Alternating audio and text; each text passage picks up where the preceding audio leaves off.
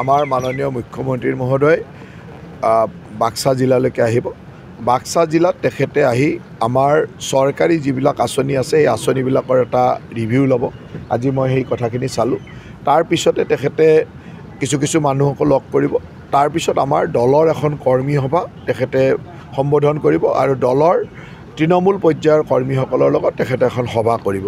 গতিকে এই কাৰ্যসূচীটোৰ প্ৰস্তুতি সম্পৰ্কে বা কি ধৰণে জিলা আয়ুক্ত ডাঙৰীয়াৰ তাত মই এবাৰ ৰিভিউ ল'লোঁ যে কি ধৰণে আমাৰ প্ৰস্তুতি চলি আছে, কি ক'ত অসুবিধা হৈ আছে, বিশেষকৈ আমাৰ যিখিনি মূল সাধাৰণ মানুহৰ বেনিফিচিয়াৰী স্কিম অৰুণোদয়, মহিলা উদ্যমিতা, CM ট্ৰিপুল A, এটিকলি দুটিপাত, ৰেচন কাৰ্ড, এই ধৰণৰ যিখিনি আঁচনি, যি আঁচনিৰ সুফল বিটিয়াৰবাসী ৰাইজে খুব সুন্দৰভাৱে পাব লাগে, ক'ৰবাত কিবা অসুবিধা হৈ আছে নেকি, ক'ৰবাত কেনেকুৱা কিমান প্ৰয়োজন আছে, এই গোটেই কথাখিনি আজি অলপমান আলোচনা কৰিলোঁ। আৰু মুখ্যমন্ত্ৰী ডাঙৰীয়া সিদিনাখন এই ধৰণৰ জনসাধাৰণৰ লগত জড়িত যিবিলাক বেনিফিচিয়াৰী স্কিম সেইখিনি ৰিভিউ এটা ল'ব। তেনেকুৱা এতিয়ালৈকে নিশা থকাৰ কথা অহা নাই।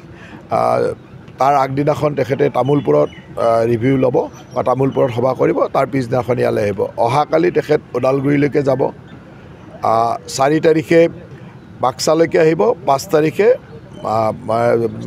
4 তাৰিখে তামোলপুৰ, 5 তাৰিখে বাক্সালৈ আহিব আৰু 6 তাৰিখ গুৱাহাটীত থাকিব, 7 তাৰিখে আকৌ কোকৰাঝাৰ, চিৰাং, হাতত যাব। বিটিআৰৰ নিৰ্বাচন মানে চাওক, ইয়াততো মুখ্যতঃ চৰকাৰী কাম এটাত আহিব।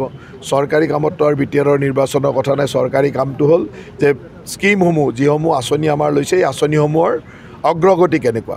তাৰপিছত আমাৰ দলীয় কৰ্মীসকলক সম্বোধন কৰিব। গতিকে দলীয় কৰ্মীক সম্বোধন কৰাটো নেচাৰেলি সন্মুখত নিৰ্বাচন আছে, গতিকে দলীয় কৰ্মীক সম্বোধন কৰাটো নিৰ্বাচনৰ কথা আহিব। কিন্তু চৰকাৰী মিটিঙত চৰকাৰীভাৱে তাত আমাৰ দলৰ মানুহ থাকিব, UPPLৰ মানুহ থাকিব, ইয়াত MCLA সকল থাকিব, EM সকল থাকিব, সকলো মানুহ থাকিব আৰু সকলো মানে ইলেক্টেড মানুহ আৰু বিষয়াসকলক লৈ তেওঁ এটা ৰিভিউ ল'ব।